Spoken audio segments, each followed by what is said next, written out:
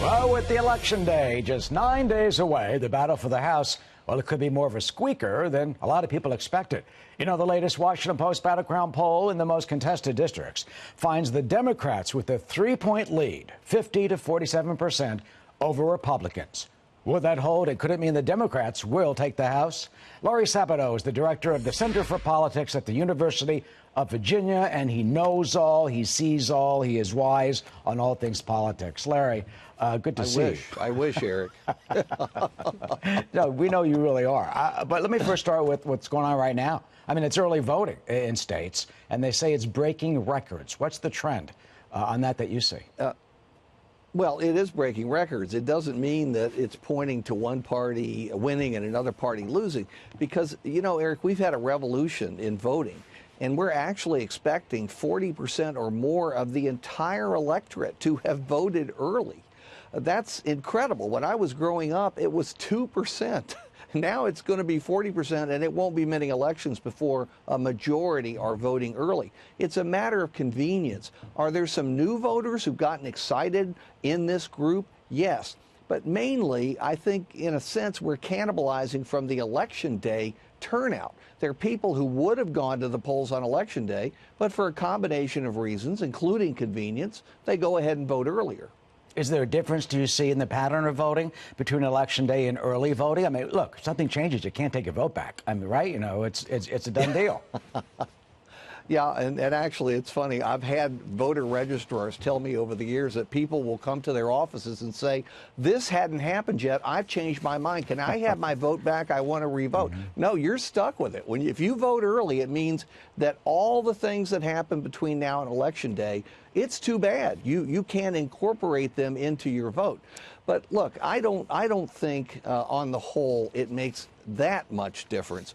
The pattern in many states is that Democrats tend to do better before Election Day, and that older voters who are more disproportionately Republican and they're used to voting on Election Day, they run up the score for Republicans on Election Day. That's certainly true in Florida, for example. How about in Texas? Let's look just for a second at the Ted Cruz, Beto O'Rourke race and some of the early voting statistics there. In Dallas County, for example, they say early voting's up 325%. I mean, that's a whopping amount. Yet in 2016, in that county, Hillary Clinton took it 61% to 35% to the president. So that would indicate, as you just said, more Democrats are going to the polls in Dallas County. Harris County, that's Houston, they're up 213%. Hillary took it 55 to 42%. But what you're saying is, even though that could reflect a greater enthusiasm right now by Democrats, potentially Republicans would make up for that later on in the next week? Yes, that's the normal pattern, Eric. I think Election Day turnout will be more Republican everywhere. Let me add this. What's happened in this campaign is that both parties have gotten super energized, and some independents too, but the party workers really are energized. And to me, that means overall turnout is definitely going up. We sometimes end up in the 30 percentile. It's terrible when you think about that. 70% of Americans, 65% not voting in a midterm. We may get well into the 40s. That may not impress anybody, but comparatively, it's a very good turnout, and it's going to be supplied by both sides. And it's a national election, but it really isn't a national election. It's individual congressional districts. So what type of trend then do you see, you know, bit by bit? I looked at the crystal ball, and I would urge folks to go online. Look at Larry's crystal ball. You got a whole bunch of likely leans. You've changed actually more Republican seats. You've weakened them. There's only one Democratic seat that's been strengthened. Is that the trend ongoing right now? Well, that's the remaining toss-ups. Okay. We've got 22 remaining toss-ups, and 21 of the 22 are currently held by Republicans. But that doesn't mean that they will all fall, or even most fall, to the Democrats on Election Day. It simply means they're very competitive.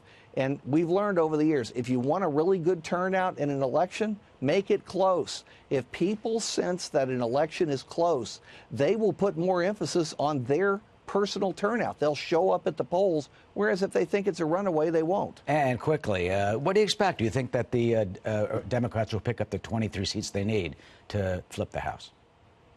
Well, here's the current conventional wisdom. Good old CW. The Democrats are supposed to get the 23 seats they need to carry the House, and the Republicans are going to keep the Senate and maybe even add some seats. That's the conventional wisdom. And Eric, we got 9 days to go, and in this time and place, that means we have 9 eternities. There will be things that happen that we can't even imagine over the next 9 days. So it's never over till it's over. Don't bring the curtain down until the play is finished. Yep, and quoting Yogi Berra, it's never over till it's over. We won't talk about the Red Sox and the Dodgers today. We'll get that to another time. All right. Larry Sabato, University of Virginia. Always good to see you, Larry. Thank you.